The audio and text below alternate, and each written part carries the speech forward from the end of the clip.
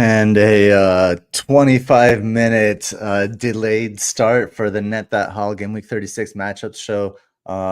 Thanks to complications on my end. I am Gabe at FPLLens, joined by a dear friend and a dear hauler, Kieran at FPL_Discomfort, joining me a couple of game weeks. So welcome, Kieran. How are you this morning on my end, this evening on your end? Yeah, I'm doing well. Thanks, Gabe. It's good to be back on again, and thank you for having me on. And particularly at the stage of the season where we can take a few more punts, where it's not going to impact the team for the rest of the time, and probably the time where maybe some of my crazy suggestions aren't as crazy as earlier on in the season. So yeah, hopefully we can uncover a few as we go through some of the matchups this week. Excellent. Well, yeah, we've made everyone wait long enough, so we're gonna get right to it here. Of course, I mean, Nima puts Kai Havertz here on the title slide. Can't blame him. Have to be honest. Can't blame him. Silencing his critics. People are finally seeing kind of the player he could be and what he was at Leverkusen. But we'll get right to the FPL philosophy for game week 36 because it's a bit of a complicated one this game week. And it comes to us from philosopher Richard Lang. He said, "I am not a thing in the world. I am the condition in which the world is happening." This is obviously very esoteric. And I think what I'm trying to say with this one is no matter how you play the game or live your life or what you do, you are playing your own game. If you copy someone else, you are playing your own game. If like the decisions that you make, these are the things that you are because they're inescapable. Everything in this world exists, like everything in each of our worlds exists because of us. Our worlds would not exist without us. So it's actually impossible to not play your own game. Just be happy with the decisions that you make and know what it is that makes you happy. And Kieran, this one is kind of like an homage to you as well, because you are, my friend, somebody that is clear on what makes him happy. Yeah, I think I was discussing it with Nima, and I came to the stark realization that this season I've captained a Sheffield United player 3 times, which at the time was sort of 11% of the, well, not 11, but sort of 1 in 11, which, yeah, 9% is probably not as frequently as you should be captaining a player from the worst team in the Premier League. But I think that's exactly what you're saying there in terms of sort of get the enjoyment from it. And whether your enjoyment is seeing a good rank by looking at a influencer and mirroring their team, that's your enjoyment, that's your way to play it. And who are we to judge? The others of us, spend weeks and hours on data and listen to all kinds of points of view and end up with this muddled version of it in our head where we play a game out exactly how we want it to play out, and the realization of it on the pitch is completely different. So I think it is just ultimately embrace the ripple effect of your decisions, understand that there's risk and complexity around it, and fundamentally you can make the right picks, you can make the right decisions, but the ball might hit the post or the keeper might have the game of his life. And it just is what it is. And as long as you keep coming back and enjoying it, particularly at this stage of the season, where really we can have a bit more fun and get some big green arrows, then definitely go all in and embrace what makes you happy for the last few weeks. There we go. So on that note, let's go find ourselves and have some fun, Kieran. We're going to start with the first match of the game week here. Not too interesting maybe for FPL purposes, unless you are, an iconic Pickford owner. The Pickford owners this year have certainly done really well, better than anything I've tried.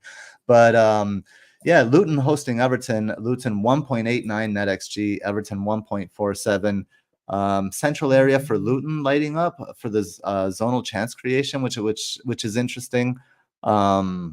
If we're looking at the maps down below, it's kind of flipped on the other side. The XT map lights up on the flanks for Everton, despite, I mean, almost no chance creation from that right hand side. They do have threat from that side, especially now that Harrison is back playing there. And then the XG difference map here is central zone kind of lights up that deep red for for Everton here, and then the kind of a lighter shade of red on the right-hand side in that Harrison area. We don't have to spend too much time on this one. I think maybe just like highlight some key players that you see, and maybe some things that that aren't, I guess, knowable to upon first glance. Anything under the surface? It's an interesting one, isn't it? Just as far as we've got Everton, who are now safe from being relegated a bit earlier than they were last season. So what kind of an impact does that have onto it? You've got certain players like a Branthwaite still trying to see if he can get his way onto the plane for the Euros, and you'll have other players doing that.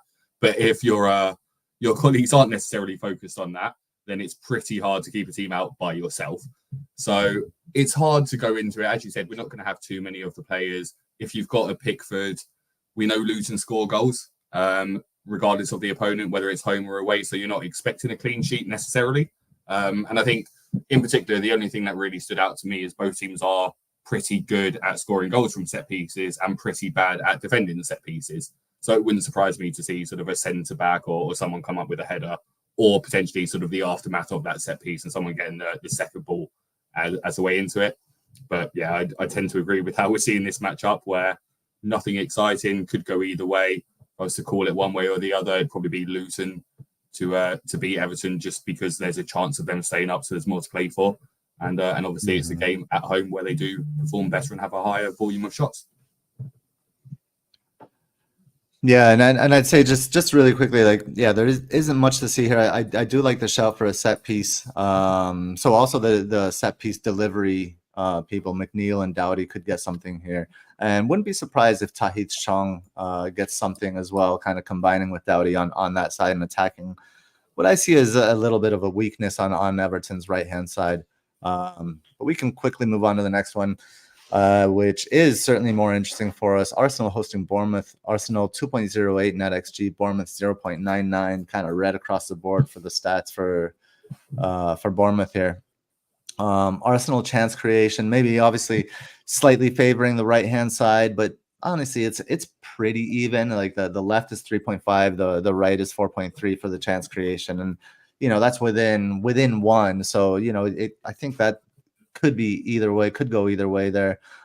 So when that's in doubt, we can turn to the XT map, and the XT, the right side lights up a deep shade of red for Arsenal, and the left is kind of like a light pink. So the XT favors the right side. The zonal chance creation slightly favors the right side. Beware if you are selling Saka, this might be like a week too early to do so. And then finally the XG, it's kind of deeper red on the left side for Arsenal, so we may see a case of the right side creating for the left. What are your Arsenal assets, and are you happy with them? So I've got Raya and Gabriel as it stands right now. So yeah, reasonably happy with it. It wouldn't surprise me to see Bournemouth get a goal, but it's interesting because it seems like they're trying out different players, different formations at the moment. I know there's been injuries, but Enezu now did look threatening in the last game, but was offered a lot more space and freedom and time on the ball, which obviously you're not getting quite the same against Arsenal. There's going to be a lot more pressure on you. So I'm happy having them. And again, I probably spent a couple of weeks looking more into set pieces, because as we get close to 38, I like looking at those things as I go for my free hit, because I think they can be the difference makers. And we know Arsenal are good at set pieces in general. But one thing that stood out was sort of Arsenal 10 home goals from set pieces, Bournemouth conceding 6 away from set pieces. So yeah, happy with the Gabriel on there, and again a Saka or a Rice from set pieces. I'm looking at bringing in Kai this week. Again, I've got the luxury to do a transfer in, transfer out for 37 because of the free hit in 38.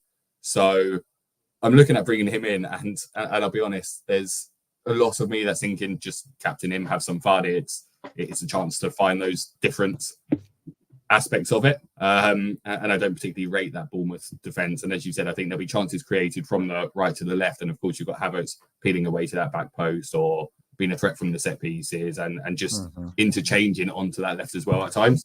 So I like him for this game and this week. I like any of the Arsenal attackers, to be honest. And Bournemouth, like you said, maybe trying different things. Not really much to play for other than like academic. like an academic game for them. And then una question for you, who starts? So quick note to mention at Draft Alchemy on X. He does all of our visualizations, the predicted 11s, the XT, and the XG difference. So here in the predicted 11 at Draft Alchemy has Trossard, but at 85% predicted start. Do you see that as well? Trossard starting on the left, or does Martinelli have a chance? It's interesting because I'd really like Trossard coming off of the bench throughout this season, and since he's joined for Arsenal, because he offers something different. But and I think the way we played it, I know you and I spoke about it before Arsenal played City, where we thought the game plan would be fine, have the ball, but look for Martinelli breaking away on that left from Arsenal recovering it from a set piece. And the one occasion when Arsenal looked to break away, it was Trossard on that left-hand side, and not quite that same pace and ability to get away and behind. So it's been consistent winning formula, and Arteta is someone who's sort of reluctant to change too many pieces around. And I think it depends on what he does in general on that left-hand side and whether it's a Jorginho or a Partey, because he won't want to change he won't want to change all three of them. So if it is a Jorginho coming in, then I think it probably is a Tomiyasu playing there, but also at the same time wouldn't surprise me if it was a Zinchenko getting another start. So I think they are the three positions where it could be any of them, and the ones that I think most Arsenal fans would be less confident in predicting at any time. I do think Jorginho starts, just given the new contract signing, which I think it's always nice to get a game after that, particularly in front of the fans, and he'll be pretty useful in a game like this, where you'd expect Arsenal to have a loss of the ball and looking to try and unlock it with moving it side to side from the triangles, etc. So I guess going back to it, my gut says it will still just be Trossard, because I don't think Arteta's going to change it. I'd probably prefer to see Martinelli start and just attack them from the get-go, rather than be that option coming off the bench and potentially not have as much time to get into it. Because we saw him in the last game. He came on against Chelsea and thought we could get a goal in that game. He had a couple of chances there in those sort of dying minutes when everyone else had accepted it was just 5-0 and we were happy with it. So he is that player that will continue to go forward. And yes, you do like that at the start of the game. I guess the one thing I'd mention, and Nima said it on the last show I was on with him, but Arteta's principle is everyone defends first. So if you don't concede a goal, then of course you're likely to win the game, particularly with the attacking talent. And Trossard is someone who is a lot better at the high press and at being in position when teams progress with the ball and supporting on that left-hand side. So again, I think if we're looking to just dominate a team early on and make sure that we have that solidity and not concede throughout the game, then Trossard probably is that right option. Interesting. Colm does bring up that people who are looking to bench boost 37 probably won't be thinking of bringing in an Arsenal midfielder this game week, with their eyes more on the double game week players. What do you think? It's Man United, isn't it? I'd argue that Man United for a Arsenal attacker is better than a lot of teams double game weeks, where you are going to have a high volume of shots, you're going to have a high possibility of goals there, and you've got a team that's got a lot to play for and a team that's got not much to play for. So if I was bench boosting, I'd be more than happy to have an Arsenal defender or an Arsenal attacker in the team. I know that on paper, again, we can look at other people that look good, but if I had, let's say, a Garnacho, I'd be tempted to move him to a Havertz. Still open to a Bruno, and I think Bruno's still a good pick over that double. But again, if you're looking at that Man United Arsenal game, you're almost removing that Arsenal fixture for a Man United player, and then you're almost looking at it as a single plus a couple of points and making an assessment that way. I do think Arsenal attackers will rank quite highly. Yeah, I don't disagree. I mean, I think if we're thinking like big picture for the double game week in 37, people are looking at Foden, maybe Kevin De Bruyne. I think Gordon and Palmer are obvious ones, and then that fifth spot is the one that's that I think is interesting, and I think I agree with you. And any attacker against Manchester United is a solid choice, but we'll talk more in detail about 37, I guess, in the next show. But I have there's a player that I'm hoping starts that I might take Saka on with. A bit of a punt, but I might be looking at Harvey Barnes, and if he starts both, I mean, I'm in. Even if it's for a hit, I don't care. I think that would be a lot of fun. I think he's ready to haul, but he's just not starting. And we'll get to that when we get to the Newcastle match. We'll see. He could be even good for this week. Cool. Moving on, Brentford hosting Fulham. Brentford 1.42 NetxG. Fulham 1.83. There you go, Com. Fulham with the heavy right side chance creation, 5.2 on the right, 4.6 on the center. Brentford will also have a kind of a favoritism on the right with 4.0 on the right compared to 2.8 in left and center. The maps, the expected threat map favors Fulham as so it aligns with the metrics here, especially on that right hand side. So we're looking at alignment with the zonal chance creation and the XT map that really reinforces kind of that statistical perspective. So highlighting maybe Iwobi in this one. Not that you're probably not going in on these players, but again, from an academic point of view, the XG map, however, is flipped, right? And we see some like it's kind of blue across the board, except for a light shade of pink for Brentford's left-hand side. So that would temper expectations as well. In addition to the fact that both these teams are safe, there's really not much to go for here. This just feels like, I mean, it's a hard avoid, right? Yeah, I think it is. I think, again, people will have Leno, and you're more than happy to start Leno in a game like this as your goalkeeper, because you just don't know what Brentford's going to show up. I think people like Lewis Potter were probably the shining light at this stage of the season, but with him out, Ivan Toney not really on form, and sort of, yeah, it's an uninspiring game. It's one that I think, well, I'm hoping that Fulham just continue to do well in, and they do travel pretty decently, and they are just a good, solid overall team. So I'd agree with the zonal threats there. And just hope that Muniz is the one that just sort of continues to do well himself. He's looked like a great asset for anyone who's had him. He looks like a really, really strong talent. And I think this is the kind of fixture that he can quite enjoy. And it is another fixture that does favour Fulham aerially as an attacking threat from set pieces. So again, those set piece takers, I know there's a few people that are still playing Fantasy Challenge, and I think this could be a game where you could have a defender getting a few shots on target if you are looking for those extra points on shots and you want your clean sheet as well. So I wouldn't be against someone going for a Fulham defender or something like that for challenge. But yeah, it's not someone you're targeting for anything in FPL itself. And Combe comes in and says, "This is Tony, has Tony goal written all over it." Of course it does. I still own Tony. He'll be on the bench for me. And I know he's going to score. So you're absolutely right. But yeah, we won't spend too much time here. I agree with everything you said. I think look for Fulham to build up through Iwobi. He's kind of like leading that charge again. And maybe Wissa penetrating on the left. But nobody really cares, I don't think. Unless you're a fan of the team. I mean, nobody cares for FPL. No offense, Combe. Love you. This is an interesting one. Burnley versus Newcastle. Burnley have been playing quite decent recently. I have to say, we have to give them some credit. Burnley 1.46 NetxG at home. Newcastle 1.42 away. Muted for both sides here. Surprisingly muted for Newcastle. But you know, we all know Newcastle they're basically they're the Hulk. At home they're the Hulk. And away there's something else. None of the zonal chances stand out. Look at this Newcastle's zonal chances: 2.4, 2.1, 2.4 left, center, and right, respectively. So there's nothing there. But the maps here disagree. So the XT map shows a deep red on the right-hand side for Newcastle. Hello, Anthony Gordon, playing on that right-hand side. And a bit of a lighter shade of red on the left. And this is where I was talking about, about Harvey Barnes, because the XG map, the only red area is that left for Newcastle. So again, maybe the right creating for the left.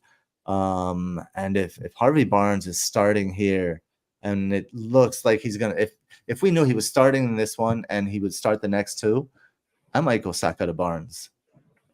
but I'm not going to do it this week. I'm going to keep Saka and be happy with it. Bournemouth is a great fixture, but I will look at that next week, and then that might be something I do next week, despite the good fixture for Saka.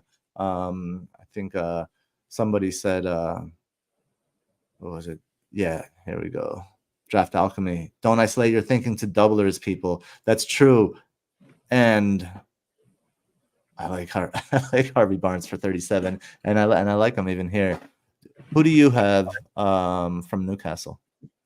I have Isak and Gordon, so I've got the obvious two. Oh no, I've got Dan Burn as well, which I don't like Dan Burn. I don't like owning Dan Burn, and it's just uninspiring. That's a pure reason. It's Newcastle defense coverage, but it's also with the realization that if he gets a clean sheet, all of the other defenders would have scored more points than him in that team, more likely than not. And it's just that pain of it. But needs must with sort of budget restrictions. So yeah, I've got him. But yeah, not a fan of it. Newcastle, exactly what you said. I saw FPL Fran did the XG and didn't realize how big the XG drop off was home and away, and did a comparison of the rest of the team. And I then took that and sort of looked into the shots home and away. And at home, Newcastle averaged 17.3 shots. Away, they averaged 10.3. Now, that's a 40.46% drop-off in the number of shots they're taking. For comparison, the next largest drop-off is Luton with a 33. But most teams sort of sit around maybe a 20-25% drop-off on shots away compared to home. So it's remarkable to see it being that significant. And of course, it then leads into the XG that they're getting, because if you're not taking as many shots, then you're less likely to score. So yeah, I'd agree with you. I think company's actually done a really good job of getting more discipline built into that defense, and I think he's had a few of the players coming back, and I think Coutinho in particular has looked really good towards the back end of the season. So it is a game where I'd expect Newcastle to win. And I do think, they'll get their success down the flanks with the wide players, particularly because as much as I like Coutinho and Assinion's decent as well, they can be found out of position quite regularly. So it will be the opportunity on the break. But I'd expect Burnley to probably get a goal as well. I made a comment sort of before the last round of fixtures that I actually think all of the promoted teams that we were expecting to be the relegated teams will score in every game between now and the end of the season, because you might not necessarily have something to play for as a team, but as an individual, you are still trying to be in people's minds as the transfer window comes up, as that opportunity to stay in the Premier League yourself. So I do think teams like Burnley, they will fancy their chance at home in particular, and I think they will be looking to attack and have a goal, and that's the way company will instruct them. And that will then again play into a Barnes, a Gordon, Isak to be able to hit them on the break, with Bruno finding them in the transition. So yeah, should be a good game, but I'm actually thinking of just benching Gordon, because I'm now a believer in the home and away things. And I'm happy to be proven wrong, but it's to accommodate Kai.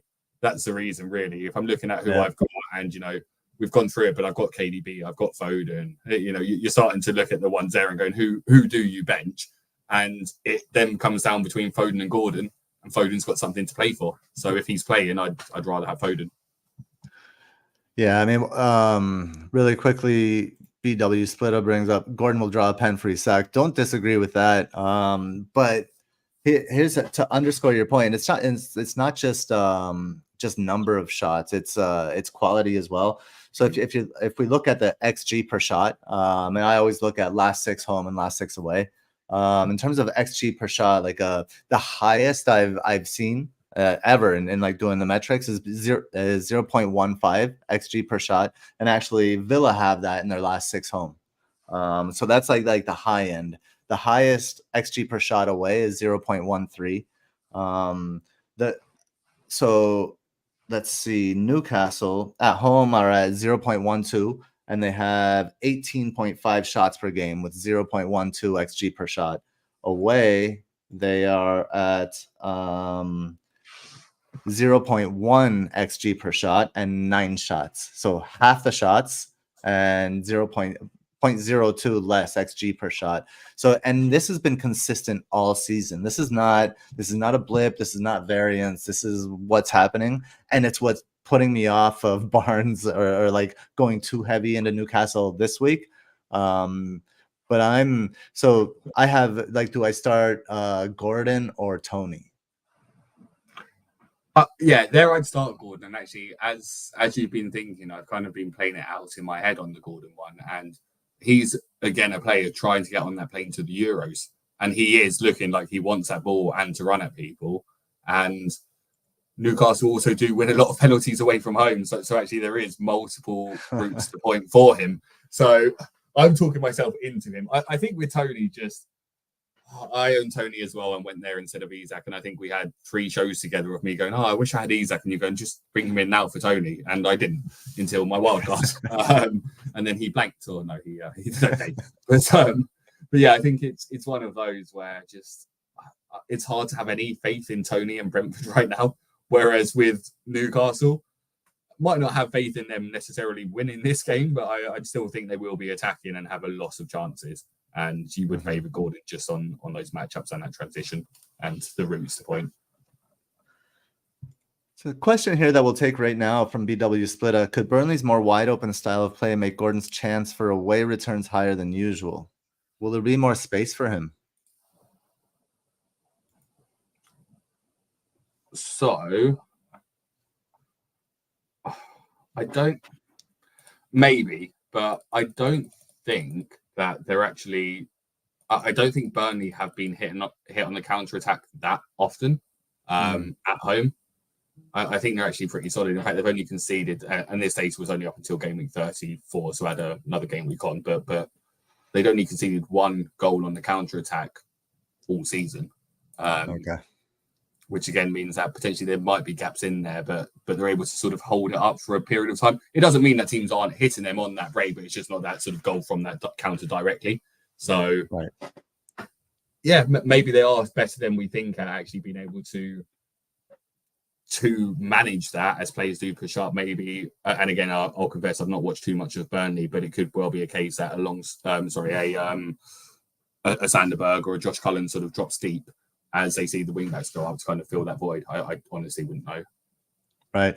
Last thing I'll say is I think Burnley gets something here. I think they get at least a draw, and they could even win this game. But I do think both teams score. And the usual suspects are involved for Newcastle. I think we can move on to the next one.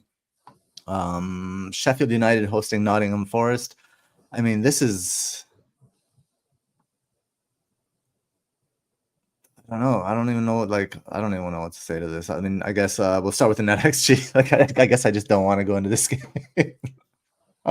Sheffield United 1.37 NetxG. Forest 2.12, one of the best of the game week.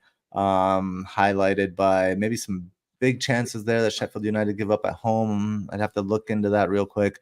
The Zonals 3.8 on the left for Nottingham Forest is okay. 2.8 on the right, so it is tilted in that direction.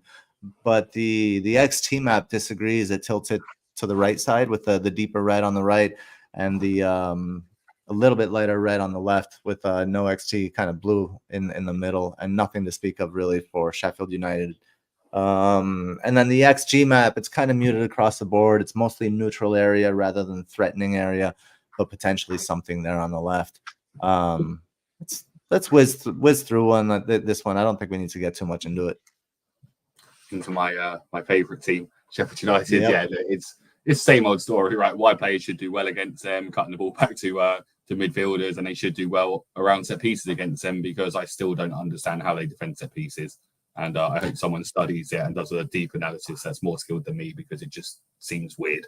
I think that the key thing is, Sheffield United losing McBurney for the rest of the season. So having sort of Archer and Diaz up there.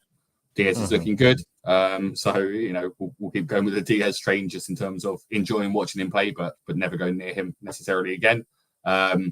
And the only interest I genuinely have on this is for Fantasy Challenge, if you are going to give points for players having shots, because we'll expect Sheffield United to concede a lot of shots. So pile in on your Forest wingers and maybe a Morgan Gibbs-White if you're playing Challenge.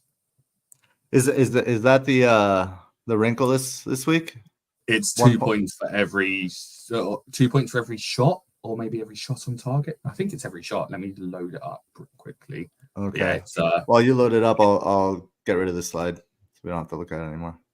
Yeah, 2 points per shot, so it's not even a shot on target. Wow. So, yeah, you probably want some 2 or 3 Forest players. So at the end here, maybe if we have time, and I think we're making decent time, but if we have time, we'll go through like maybe the shots metric and then see which teams are standing out here. As we get to Manchester City hosting Wolves, Manchester City 2.01 NetxG, Wolves 1.05, Wolves red across the board, also nothing to play for. City, everything to play for, green across the board, left and central areas lighting up for City for chance creation. Left and right, deep red for expected threat. So there's a chance creation from that left-hand side is a potential. And then the XG map here shows deep red in the central area for City, and then a lighter shade of red on the flanks there. So you said you have De Bruyne and Foden and Holland. Yeah, that's your triple up. I went attacking triple up just because it's Manchester City, end of the season, where I truly believe they win every single game until the title is sewn up, and that's when they start to rotate and relax a little bit. So the only rotation we'll see, particularly from attacking players, will be if there's illnesses, rather than let's give KDB a rest. No, KDB is used to playing Champions League semi-finals midweek at this stage of the season. He's absolutely fine for a double game week, and for anyone holding on the triple captainship, it can evoke memories of seasons past where KDB triple captain game week 7 could be an option again. But yeah, as an Arsenal fan, I'm looking at this, trying to find something in there and thinking, oh, maybe there's something Wolves can do. But it's hard to see anything. You are looking at that, and Wolves don't perform well on the road anyway, let alone when they've got nothing to play for. So you just are thinking, yes, their game plan will be low block, try and prevent City from finding easy chances. So, KDB is going to be great in this game for unlocking them. And players like Foden and, I'd even like a Rodri or a Bernardo taking some shots from range in a game like this. But it just feels like a comfortable Man City win where Wolves probably get a goal because the Man City defence always looks vulnerable. And again, was fortunate against Forest with the man of the moment, Chris Wood, deciding he'd forgotten how to score suddenly. So, if I were to say this game, I think it's probably like a 4 or 5-1 Man City, to be honest. I don't think they're going to come up to any challenges in a game like this. So it's probably the easiest one they've got left. Yeah, and that aligns here with what BW Splitter says. 2.01 seemed a little low, and I'm glad he says that because it's low for just kind of like one reason. And if you look at the CRXG, it's the only one that's below 2. The zonal chances are baked into that metric, so that it's based on the zonals, it should be above 2. It's below 2 because Manchester City have only scored 4 of their 23 big chances in the last 6 home games. So like they have the joint second most big chances, but they've scored they have the joint second most big chances in the last 6 home games, and they've scored the joint second fewest big chances in that time. So are Man City currently worse at converting big chances than Nicholas Jackson? In terms of like accuracy of conversion rate, is Nicholas Jackson actually better than Man City overall?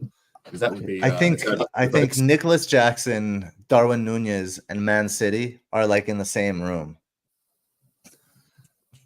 Yeah, and still Man City will win the title because they have that much talent around them. Yep. But yeah, so that's the little like statistical wrinkle that brings it down, and I agree with you. Like I don't think they will score 1 of 5 big chances against Wolves. I think they'll score. Their efficiency will be better than that. I think they are looking more kind of intense lately. But I think I prefer Foden to De Bruyne in this one. I don't know. I'm torn. So De Bruyne has set pieces and maybe more routes to points. We'll see more of the ball. And if he does anything, he's automatic for bonus points and all that, right? But Foden is going to be the one moving between between like outside and inside, and kind of finding the spaces around the Wolves' back three and in the flanks. Whereas De Bruyne, if he does go wide, it would likely be for a service, not for penetration. So it's a tough call, but I think I'd slightly lean Foden over De Bruyne for this one. I don't disagree with it. Look, it's a Man City key player, and it wouldn't surprise me if either one of them did well. I think just from my feeling, just when I've been watching Man City, is Foden is less threatening when KDB's on the pitch. He's still not as in threatening, but he's less likely to completely haul with KDB on the pitch, or his haul potential drops, but he still is a threat. So he still is going to be good for returns. But in terms of the two of them together, when KDB's absent, Foden always takes that responsibility upon his chest to do the KDB role and to do the Foden role. Whereas when KDB's back, he does the Foden role and allows KDB to sort of move with the ball, be that player, moving between the lines and receiving the ball and looking for the switch in and for the quick balls over the top. And he'll have the option of Foden making those runs, but also whether it is a Grealish or a Doku, etc. But looking for those passes as well. So, yeah, I think either of one of them could be good. I think actually it's not a bad week to necessarily captain either one of them, either if you're looking to gain rank. I think Haaland's probably going to be the most captain, followed by Palmer, but I wouldn't put people off of going with a Foden or a KDB if you are looking for that differential. Yeah, and at Draft Alchemy, who does all these visualizations, as we mentioned earlier, is in the chat, and he says Foden captain shout here. And this is an interesting comparison. He says, think Foden v Brentford at home. And I think that's a fair comparison from a tactical perspective. I'd even say that that Wolves, their center mids is like the strength of their team. So Foden kind of getting around them could have a little bit of an advantage. Captaincy is a really interesting conversation this week. I mean, mine is set on Palmer at the moment. I mean, I don't know if I can bet against Palmer at home anymore, but I just hate, and this is one of the things I hate about FPL is one of my players getting points and that not helping me. And that's led me just that has led me to captain Haaland a lot more than I should have this season. So I don't know what I'm going to do about that. I might just leave it on Palmer. But we'll see as we approach that one. I was looking at it. If I bought Isak in, since you and I were discussing him, and just left captaincy on him, I'd be doing so well right now, because he is just probably the most consistent captain returner at the moment this season or recently. Whereas Haaland is the one that I think, we're putting it on there to play it safe. And I know you've avoided checking where your team is through the whole season. So it kind of gives you that ability to keep going with your decisions rather be influenced with, I need this to gain my rank. So it does allow it to be more assessed on actually what you're seeing in front of you. But he looked good, didn't he? Just in the short period of time he came on, he took the goal so well, and he just has that ability to demolish a team in sort of 20-25 minutes. And with the ownership he will have, regardless of where you're ranked, it's a massive risk to go against him. Yeah, it is. And yeah, that potential is always there, and that's what we've been telling ourselves all season. So yeah, we'll see. He's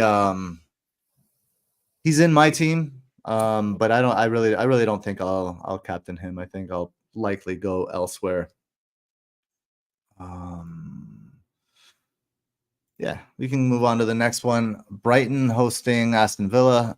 Brighton 1.32 NetxG, Aston Villa 1.71. Let's see, not much in the zonal chances to speak of here. XT kind of agrees. It's mostly a neutral or safe area across the board, except for Aston Villa's right, which is I'd say a medium red. So medium red for Aston Villa's right was where the threat will come from, and then the XG is on the other side, on that left hand side. It's a deep red, so it really likes that left hand side for Aston Villa. But honestly, I don't think this game is about the stats at all. I think we can kind of throw the stats out the window for this one. Brighton are done. They're a shell. and they just can't wait for the season to be done. And I can't blame them. It's been a rough one on them, and Villa just have so much to play for.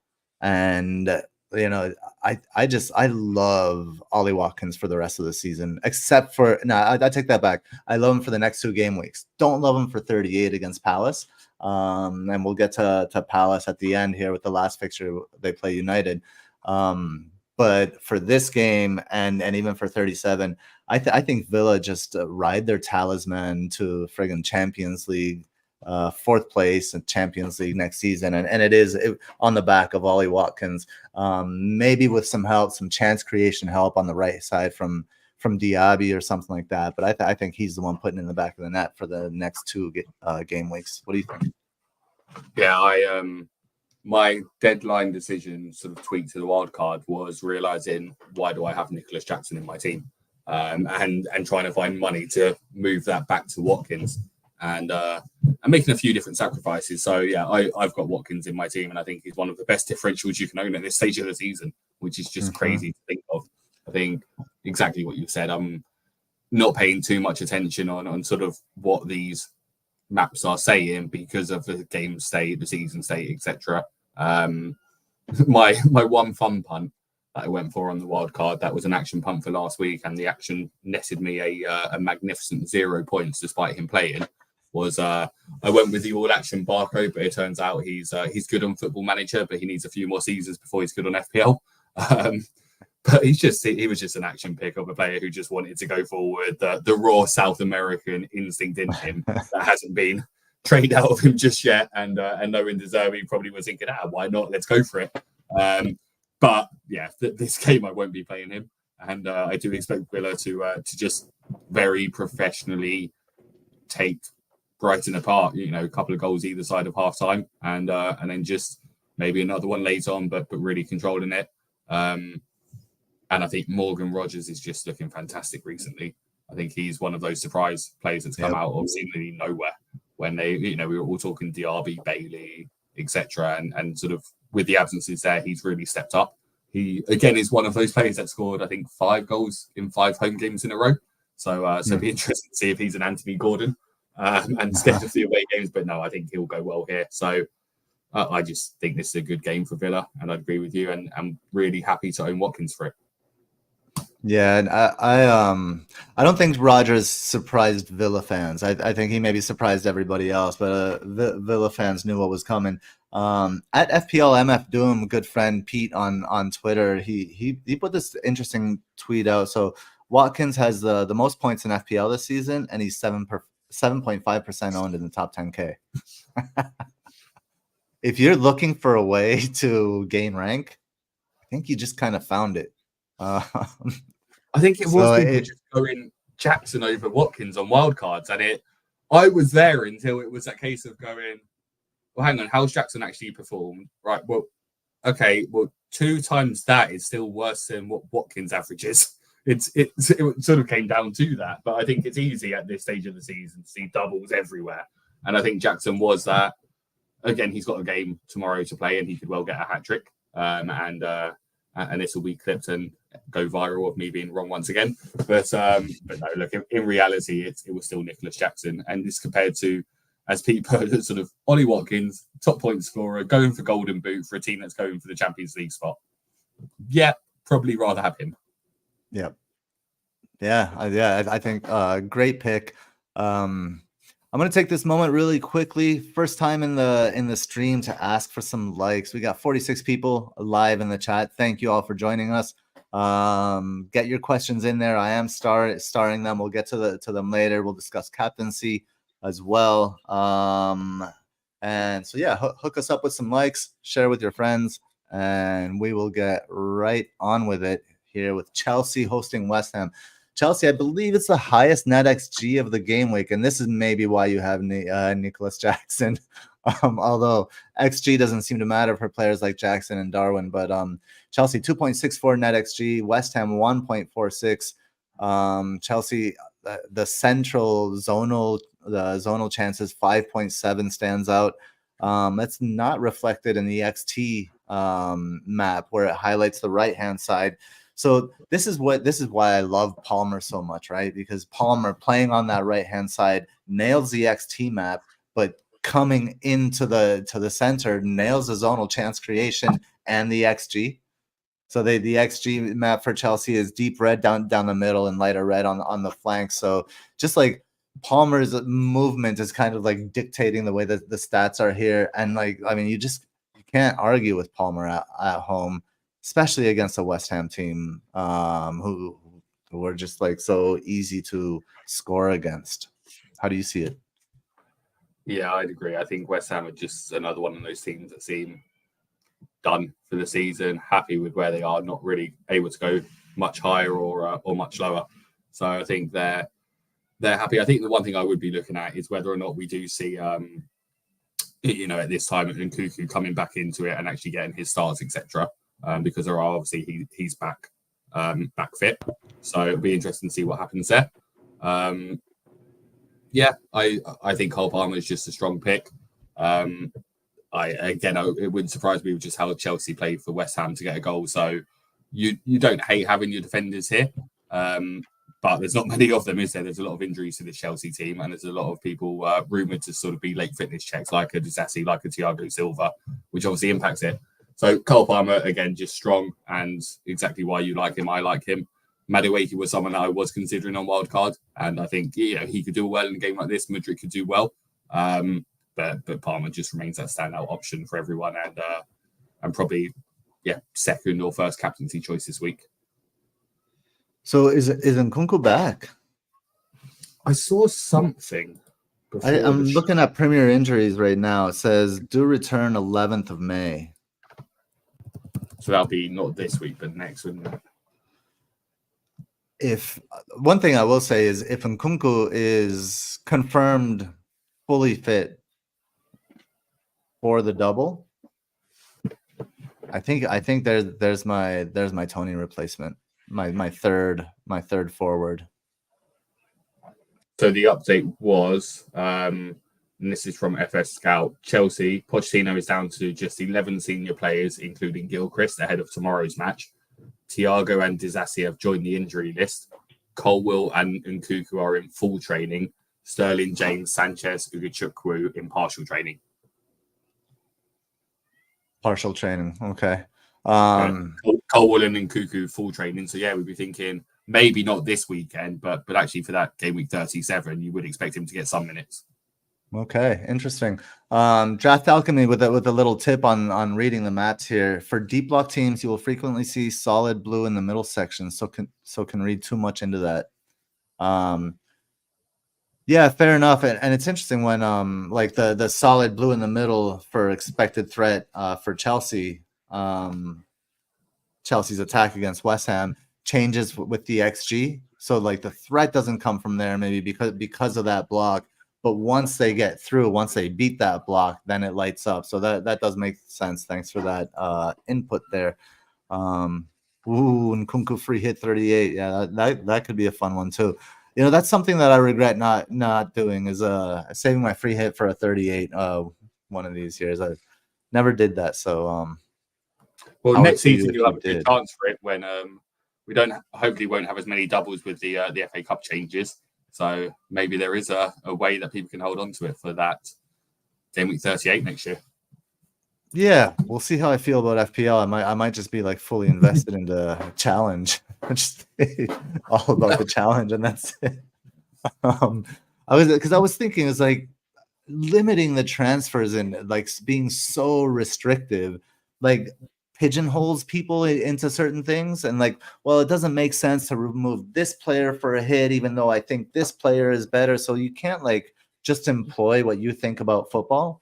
You have to like jam it in this like peg that doesn't fit, and like my structure is this. Honestly, that's where I've actually lost interest this year, because I don't want to do like all of that. Like I have enough planning and administrative tasks to do in my life. Like I don't want to like play a game and then have to plan and do these administrative. Like I just want to like look at football and say I like these players and put them in my team and have fun. And that feels not for that. So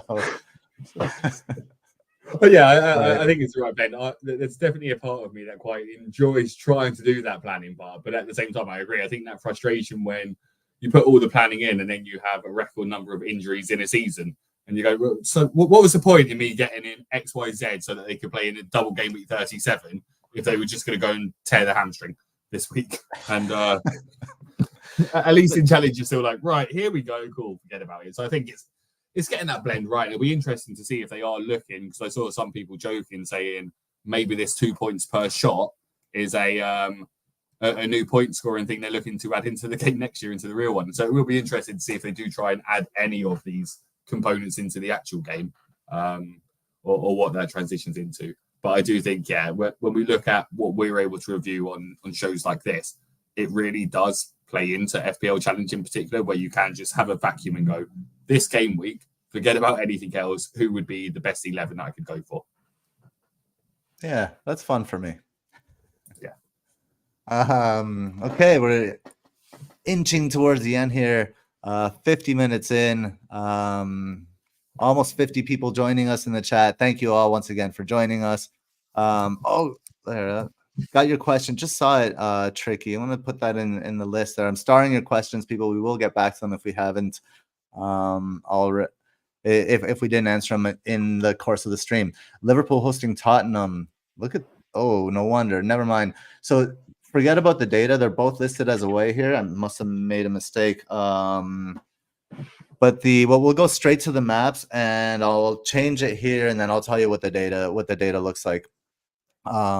So the expected threat highlights Liverpool's right-hand side, so kind of deep red on the right and lightish pink on the left. So the starting right winger for Liverpool, Harvey Elliott, could be in some good positions here. And it's kind of XG as well from that right side. So I guess from the maps perspective, it really likes Harvey Elliott on the right hand side, and maybe some Soboslai action if it looks like he's gonna get back in there. I'm not sure if he will. Like, I'm not sure what Klopp is gonna do for these final ones. How do you see this one? So tell us a little bit how you're seeing this fixture from a tactics perspective, and from like a motivation perspective, because I think there's motivation on both sides here. And I will make that change and then get back to the data. Yeah, so I think this is a really interesting game, because I think typically this is the type of game I'd expect to see goals on both sides. I think Spurs, but Davis is now probably out for the season, so Spurs losing out on him on the left-hand side means, is it a case where they're going to put Emerson Royale over there? Is it a case where they move Van der Ven over there and have Dragusin sort of move into that centre back, or do they deploy a youth player, or what may it be? So that does open up things for Mo Salah if he manages to start, and like you said, sort of an Elliott. So both of them have a good opportunity here. I see. Yes, I'm an Arsenal fan, so of course I'll be saying it. But realistically, for Spurs to overtake Villa now, they might have 2 games in hand, and we can sort of de facto give them the Sheffield United and Burnley game as those 2 games in hand and the win there. But that will still leave them a point behind Villa, and having to play Liverpool, Man City, etc. So it's one of those where if Tottenham don't get a result in this game, then they're probably not going to be able to challenge for the top 4. Particularly when we do expect Villa to quite comfortably take care of Brighton, and they would have seen that earlier in the game. And that puts sort of Brighton again 4 points clear. Yes, Spurs have those 2 games in hand, or more than 4, sorry. But it starts to become a really tall task where Villa would just need a point from their remaining 2 games.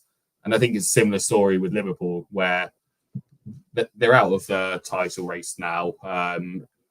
Not mathematically, but in terms of, can you expect both Arsenal and Manchester City to drop 5 points between now and the end of the season, or 6 points given goal difference? No. So it's one where motivation-wise, Liverpool know that their manager's leaving, and we've already seen, a very lackluster last few performances against Everton, so on and so. Well, actually, the last 3 have all been sort of drop points. Palace was drop points, and I think actually we were sandwiched with a Fulham victory in between all of the bad run of form.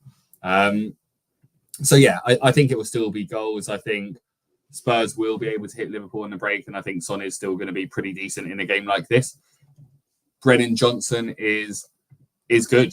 He's ranking very highly for the number of shots from attackers towards the tail end of the season, and his XG and ex-goal involvement are pretty high as well.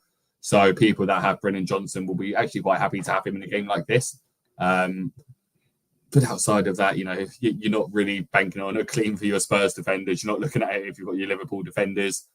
It's just going to be an entertaining game to watch, hopefully with goals, and probably one that Spurs might be able to edge, just given the fact they've got more on the line. But again, if Villa take care of business on the Saturday, then this could just be a relatively slow and painful game to watch at the same time. I think it's pride. I think both teams are playing for pride. I don't think. I mean, Villa's going to win. I'm convinced of that, and I think Spurs will still have something to play for. They're not. Madison isn't ending well. They're not ending well, and I think actually Postecoglou needs to take a little bit of the blame. Well, there have been injuries, so I give him give him some slack and first season and all that.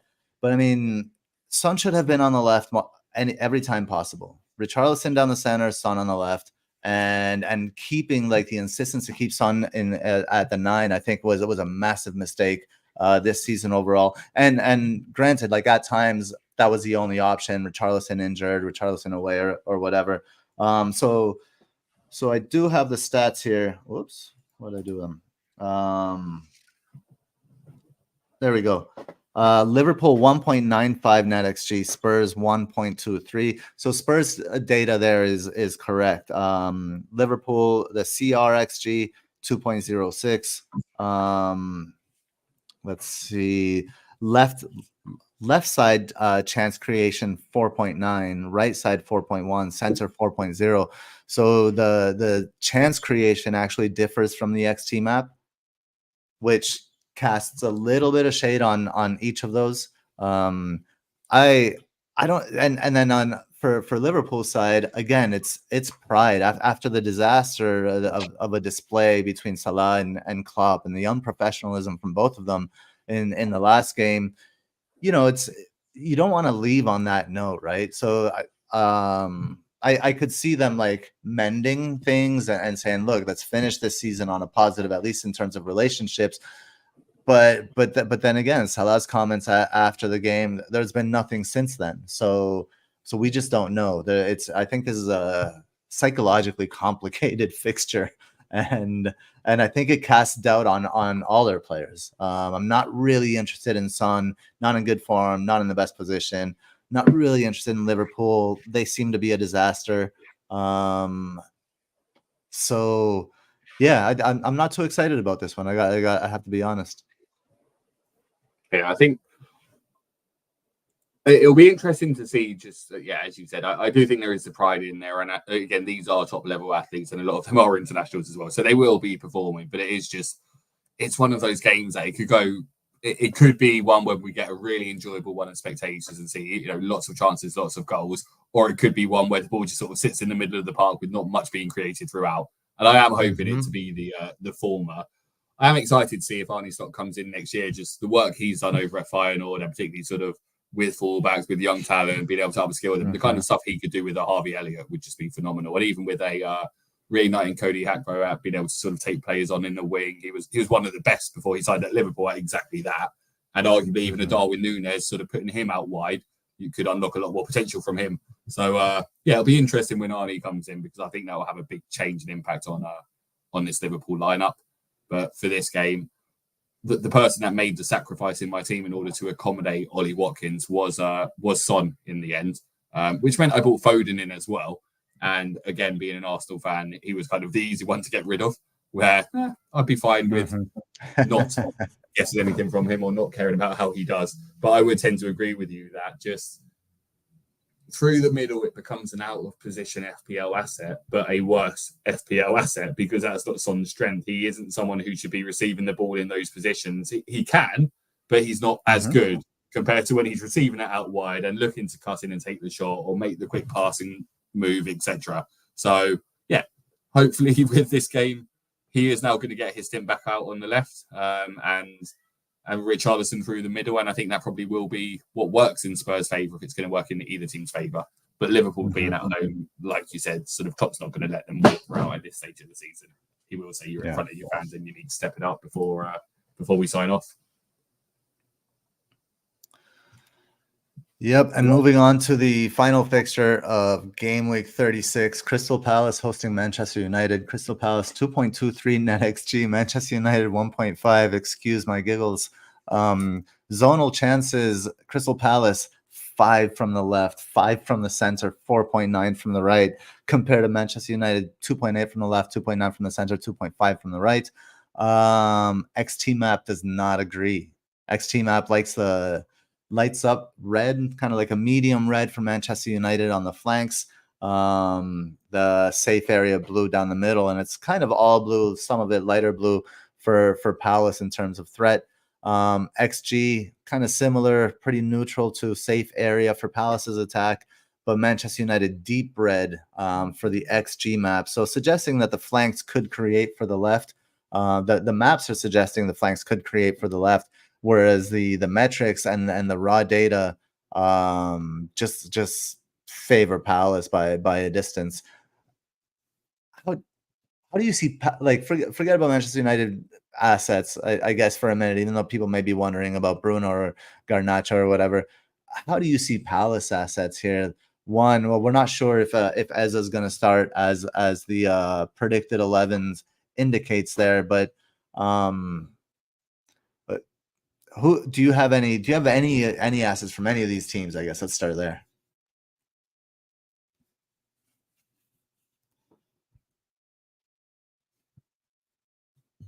I think you're on mute. Yeah, sorry about that. Yeah, it's Bruno is the only player that I own from either of these teams. He is someone that potentially could be benched in this game. I think Palace, we're all potentially looking a little bit too much at what they did in the double game week, and in particular what they did in the game against West Ham, who at the time had just lost to Bayer Leverkusen, who were absolutely shattered off of the back of that. Palace were playing at home, coming off of a nice break. But outside of that, yes, it was a very disciplined performance against Newcastle. But we know how Newcastle have struggled on their travels. And then it was almost back to normality for Palace, of sort of a 1-1 away from home against Fulham, which would follow the script of how we'd probably see a game like that playing out. So I know when we're looking at sort of the NetxG and the data and the zonal chances here, if we're considering those last 6 games, it's going to be great for those wide players in particular because of that West Ham game and how well they did there. So it's about how much weighting we put into that, because I don't think Man United are particularly weak and vulnerable on the wide areas where Elise and Eze can have their success. I think it's actually working between the fullbacks and the centre-backs where there's more so that Palace would be able to sort of do some damage. Again, we just expect high volume of shots, though, wouldn't we, from Palace? And we know that Eze loves a shot. We know Elise loves a shot. And I was looking at potentially keeping one of them in during my wild card for reasons like this, where I think they can still go well. I think it's probably their last decent game of the season because, again, I'm not expecting too much of them from away from home. And I think it is just the fact that at home, big game against Man United, who are conceding a lot of shots, that they'll go well in it. But I'm not necessarily expecting them to sort of do what they did to West Ham in it. I think it's probably going to be a tighter affair, sort of a 2-1, 2-2 type of game. I really like, I agree, and I wish, like, if Eza's fit, I think he's in a spot to really hurt United. I mean, United playing like the Eriksen and Mainu and central midfield and Casemiro as a center back.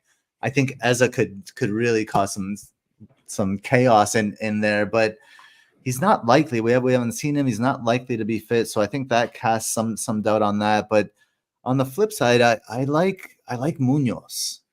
I just think Munoz is like a late arriving winger. Like he's so attacking. He's so far forward that late run, that second run, I don't know if United picks that up, especially away from home. I mean, even Podna, who's diehard United fan, says Palace gonna whoop him. And I don't know about that, but I think Glasner gets a result here against United, and And Eric Ten Hag heats up even more. But that being said, I don't want, like, there's so much upside in so many of the other players that this isn't where I'm going with any of my transfers.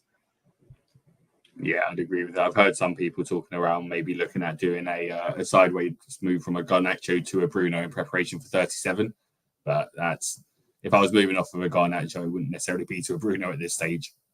Maybe in 37 I might reassess it, but I wouldn't be doing it this week. Yeah, I mean, if you have Garnacho, do you also have Gordon and Palmer? Right, and so are your other two going to be De Bruyne and Foden, or do you have a Saka in there? Like, having Garnacho, I think, is an abomination right now. Like, because of the opportunity cost, more than anything, you know. Pardon,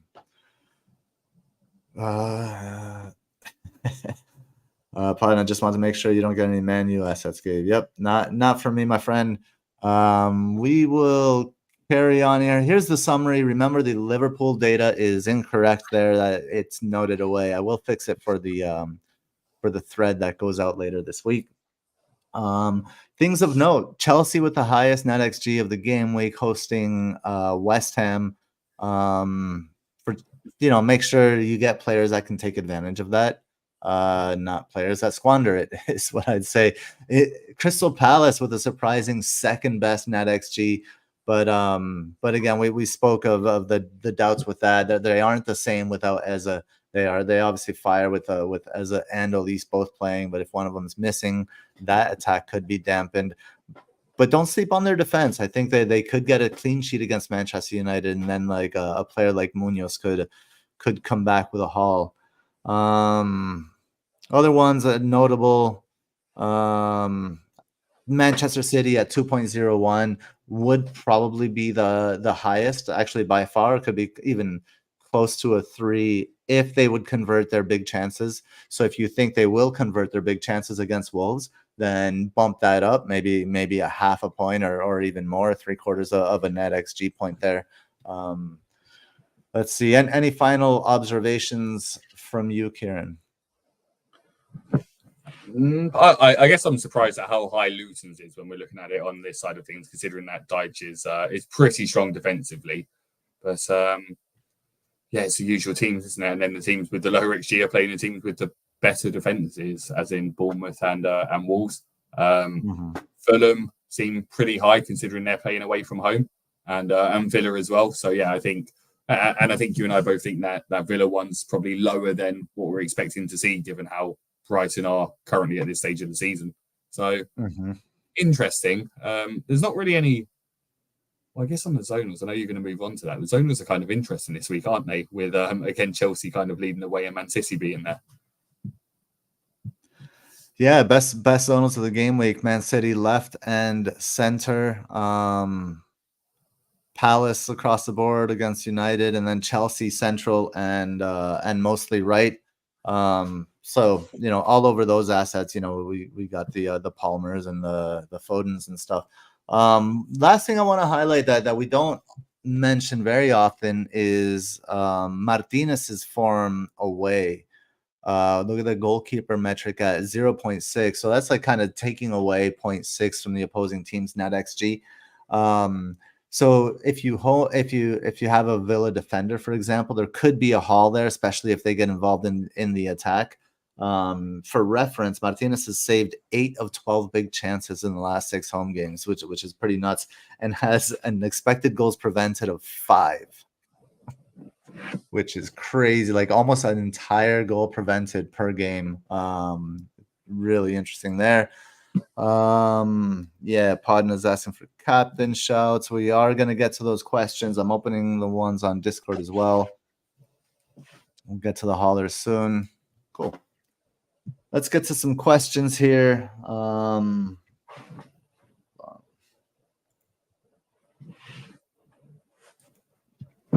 We'll start with Discord here. What's today's? Are there any? Yep, we got one from Blonde. The first one. Reece James, can he stay fit for 14 days? Catherine laughs at her, says no. So that question's already been answered.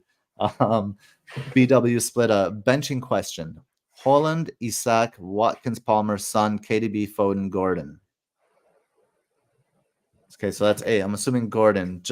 Okay. So bench 1. I'm just gonna pick out the Gordon, Son. Bench 1, Gordon or Son.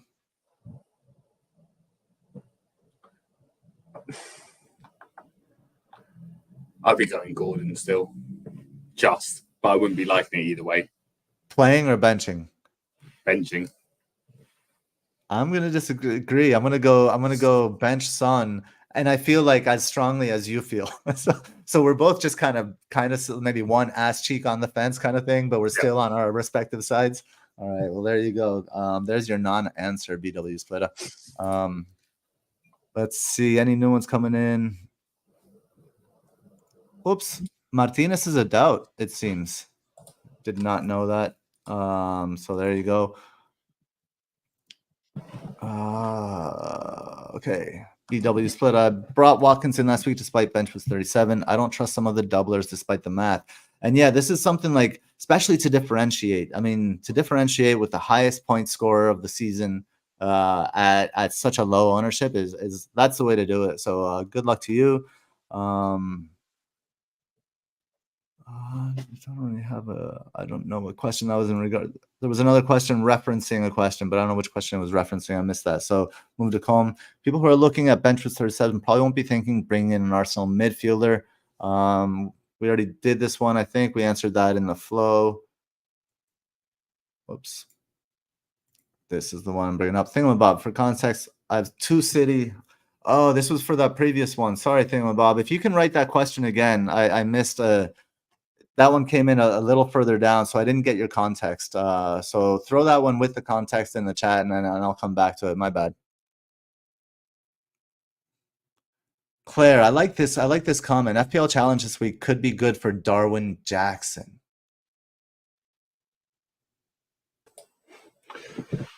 Yeah, because players who don't need to score. Yeah, you get points from shots. Yeah, so I like that. I like that shout, and yeah, this might. It's cool. You get a wrinkle where it allows you to bring not good players in. Thoughts on Madueke? Tricky MF. Yeah.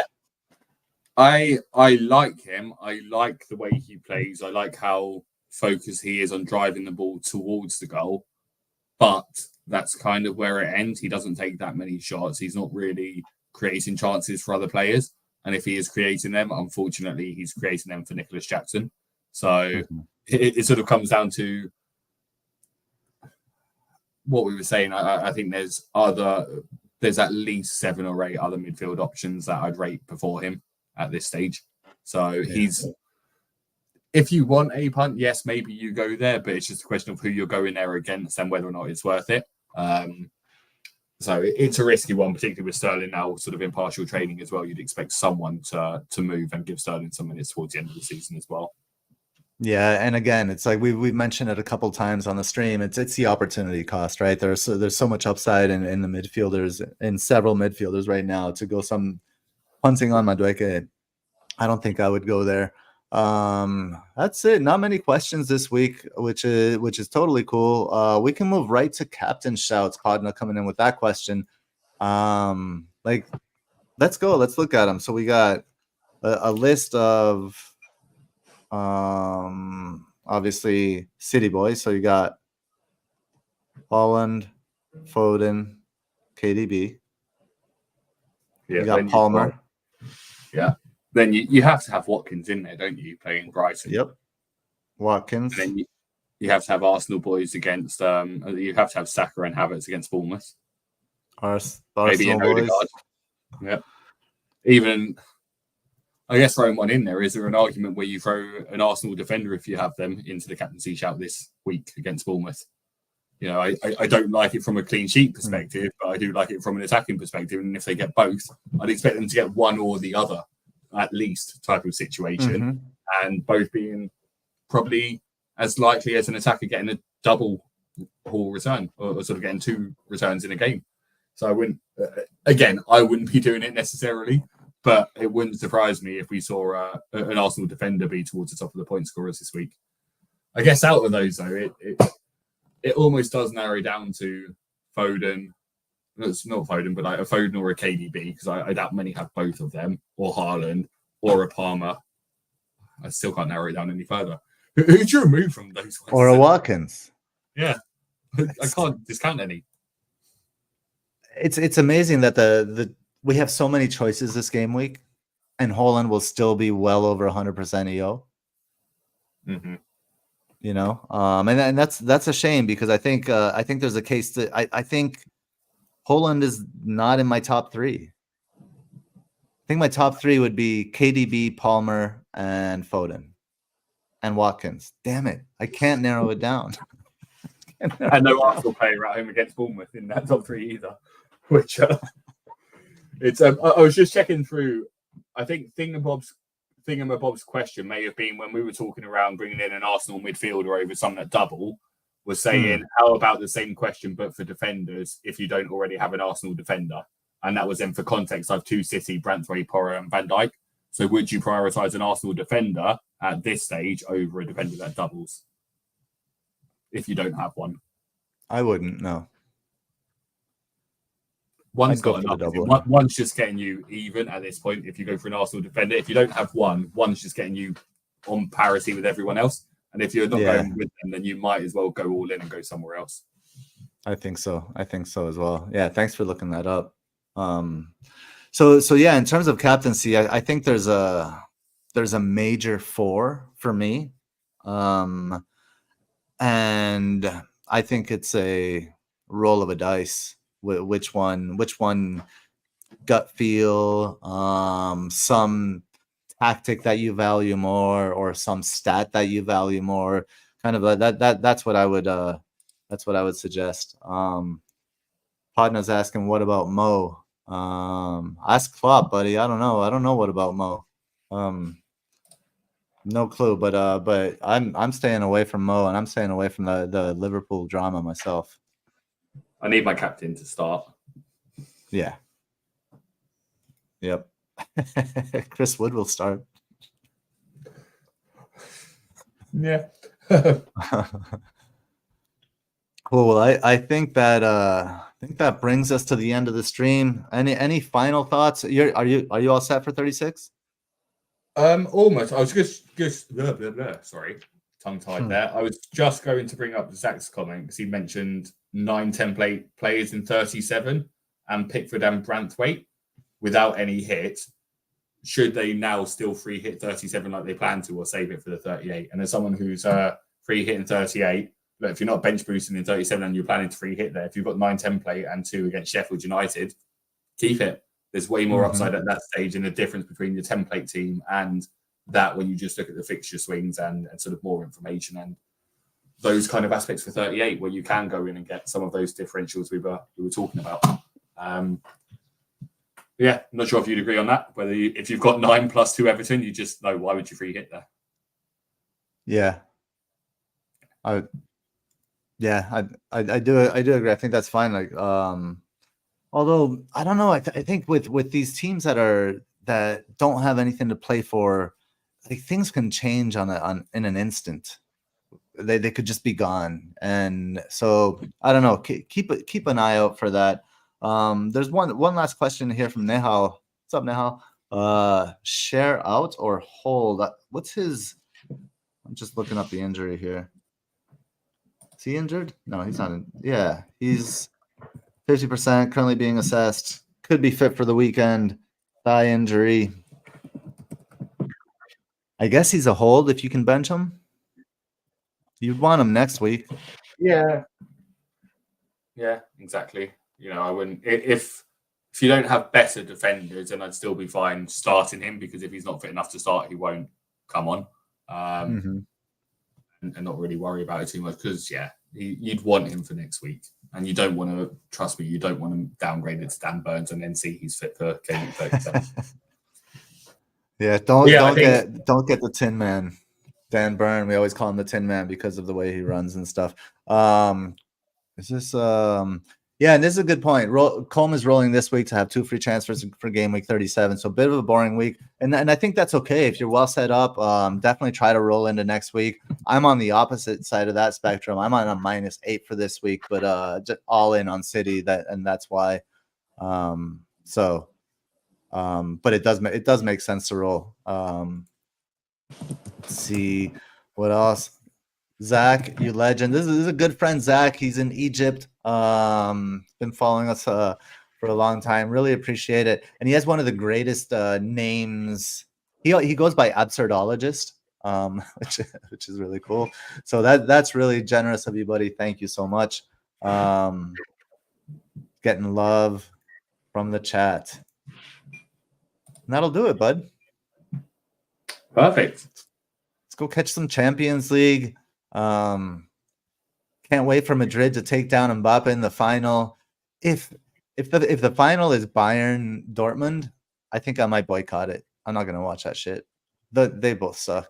So, but yeah, let's hope we can take down Mbappe before he comes over to Madrid and wins the title with us again. Maybe we'll get back to back and get another Champions League next year.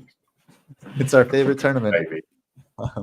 It is. It's one you step up for. So yeah, I think today's game will be fun to watch either way, and then finally round out the FPL game week tomorrow, and then we can finally get on with those plans because I'll be leaving this Arsenal move until the deadline. Which, as a reminder to people, the deadline is on Friday this week, so don't miss out. Yeah, Friday deadline, and I didn't want to think about things anymore, so I already took my -8. Fair. Cool. All right. Thank you, everybody in the chat. Sorry, I didn't. Oh, wait, no, wait. We got one more thing. One more thing. Very important thing. Let's go back to this. Let's say some thank you. And because in the thank yous, I'm going to say, the first thank you is going to go to the FPL Juice Show, because our good friend, and he's Craig at Man on Pod Craig. He was on the show along with Mo FPL Trophy. And it was a blast. If you're not catching the FPL Juice Show, it's something else. I know you've been on there, Kieran. Nima has been on there. They're like we are like brother shows. I feel like we're becoming brother shows with the FPL Juice Show. So I was rolling yesterday listening to that, and Craig's aversion to umbrellas just had me in stitches. I was on the ground. It was so good. And their inability to pour a proper pint of beer was also quite funny. So so shout out to the FPL Juice Show and Craig and Mo and Ash and Nick and everyone there. Not producer James. So thank you all as well to our super haulers, FPL Robbie, Greenback Golf, Harbor Boy, David Harrison, FPL Discomfort in the house right here, and True Fandela, that is Victor. And then our haulers, Dread FPL, Podna, Kevin Rose, C Hunt, Blonde, S. Scott Zem, FPL Teacher, Doni FPL, Tim Gorsuch, Tavindra Raj, Lindsay O, FPL DG88, Akshay, Dom, Claire, Tursix, Catherine, Harry Not Kane, Sebastian Koo, Neil, Benjamin Lockwood, FPL Rubber Ducky, Big Mike, General Zod, FPL Planner, Mark Bond, FPL Eric, Grady, Parag, Jasrin Singh, BW Splitta. Then we got a few more here. Elron, FPL California, Mike Burke, Gunk, Dr. Green Thumb, Michael Rodriguez, and Daddy Bot. Legends, all of you. Thank you so much. Thanks for always being here with us. 50 people in the chat today. Was a lot of fun. And most of all, thanks to you for all your support, Kieran. All these game weeks. You're always you're there for us, man, and we wouldn't be here without you. So much love, brother. Thank you. Yeah, thanks again for having me on, and yeah, it's been a fun show, and hopefully we continue with some exciting football over the remaining games of the season. Right on. One last plug for the FPL Juice from Colm. Watch the Mr. and Mrs. Plonker show on FPL Juice a few weeks back. I have to see these two characters live. My God. Their pod. Oh my God. I can't wait to see them live. I'm going to do that, Colm. I'll do that today. Cool. Well, thank you everyone for joining us. We are Net That Haul. Good luck in Game Week 36.